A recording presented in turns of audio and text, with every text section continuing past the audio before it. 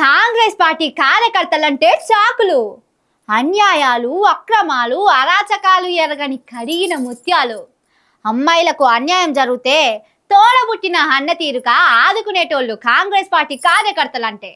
అంత మంచి పేరున్నది వాళ్ళకు. ఆడిబిడ్డలకు గౌరవం ఇస్తారు, చీడాయించిన వాళ్ళను షీపులు కట్టతో కొడతారు. ఏందుల్లా నేనేదో తప్పుడు వార్తలు చదివేదాన్ని తీరా చూస్తున్నారు. నేను చెప్పేది నిజం.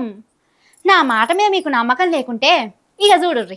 అధికారంలో ఉన్నది మా పార్టీ అనే బల్పో లేకుంటే ఒంట్లో ఉన్న కనరో, అదిగాక నేను ఏం చేసినా చెల్లుతుందనే పొగరో తెలియదు గాని ఇగో గీ బీసీ హాస్టల్లో ఉండే ఆడపిల్లలను ఆగం చేస్తున్నాడట కాంగ్రెస్ పార్టీ లీడర్ గాడు.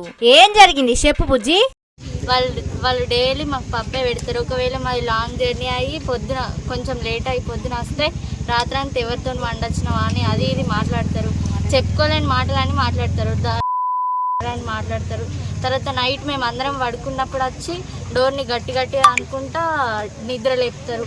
మీరు అందరు చదువుకోరు ఎందుకు బతుకుతారు అని అంటారు. మేము పండుకున్నప్పుడు వచ్చి మా ఫొటోస్ తీస్తారు. అవ్వా అవ్వా, వాడు మనిషా లేకుంటే ఇంకేదన్నా? ఆడిపిల్లలు పండుకున్నప్పుడు ఫోటోలు తీసుడేంది, తలుపులు దన్నుడేంది? వానికి అంత అధికారం ఎక్కడిది? అడిగేటోళ్ళు ఎవ్వలేరని ఎట్లా పడితే అట్లా చేతులేసి నోటికొచ్చిన బూతులు మాట్లాడుతున్నాడట. నారాయణ ఖేడ్ పట్నంలో ఉన్న బీసీ హాస్టల్ పిల్లల పరిస్థితి ఇది. హాస్టల్ వార్డెన్ శారద కొడుకు రాకేష్ అనేటోడు చేస్తున్న అరాచక మాట.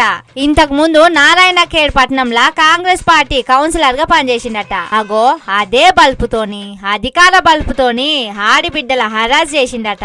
వార్డెన్ కు వర్కర్లకు చెప్తే ఏమైతాంది మీకు అన్నట్టే పిల్లలనే తిట్టిండట. ఇక ఓపిక పట్టి పట్టి ఇగో గిట్లా బయటికి వచ్చి పోలీస్ స్టేషన్ ల కేసు పెట్టిండ్రు. ధైర్యం చేసి మీడియా ముందరికొచ్చి రోజు వాళ్ళను వెడుతున్న గోసను చెప్పుకున్నారు. చూడుర్రి ఎసొంటి వేస్ట్ గాళ్ళు తయారైతున్నారు. సర్కారు మాదే కాబట్టి ఏం జరిగినా చూసుకుంటా, ఆడిపిల్లల మీద అట్లనే చేతులేస్తా. మా అమ్మ వార్డెన్ కాబట్టి ఆమె పేరు చెప్పి నేను ఇక్కడ పెత్తనం చేస్తా అన్నట్టు మదమెక్కిన చేష్టలు చేసిండట. మరి వాడు అనుకున్నట్టే సర్కార్ ఆఫీసర్లు వానికి అనుకూలంగా పనిచేస్తారో లేకుంటే ఆడిపిల్లలను అన్యాయం చేసినోన్ని లోపడేసి పిల్లలకు న్యాయం చేస్తారో చూడాలి. అసలే అధికార కాంగ్రెస్ పార్టీ మనిషి అంటున్నారు, చూడాలి ఎట్లుంటదో.